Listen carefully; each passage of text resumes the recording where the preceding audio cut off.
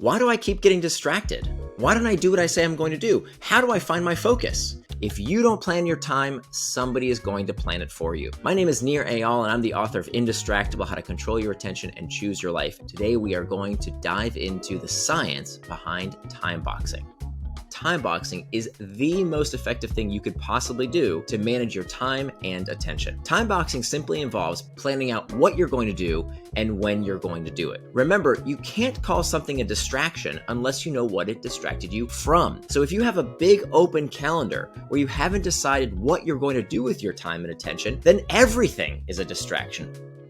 To-do lists are nothing more than a register of output. It's all the things you want to finish, right? It's all the tasks you want done without accounting for how you're going to do them and specifically when you're going to do them. But in order to get output, we need input. So instead of measuring our productivity by how many cute little boxes we checked off, a much better way to measure ourselves is by one criteria and one criteria only, which is, did I do what I said I was going to do for as long as I said I would? So being a proponent of time boxing for years, I've heard every excuse in the book. And so what I want to do today is to go over the 3 most common reasons people don't start time boxing or why they quit after adopting this technique.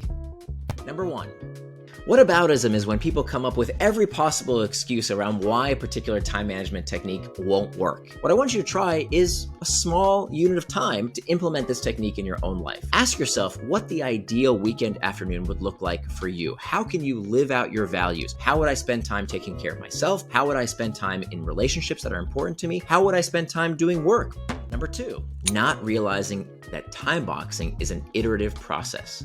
Many people, when they think about time boxing, they approach it like a drill sergeant, telling them what to do and when they're going to do it immediately, and it becomes a very punitive approach. Your time box calendar is not set in stone forever and ever. It's set in stone for that day ahead, but that doesn't mean that the day after you can't alter to suit your needs. So the idea here is that you're constantly iterating on your time box schedule, not in the day, but in the next day. For years, I had in my time box schedule time to write in the afternoons, but then I started experimenting with what it might be like to write first thing in the morning, and I loved it.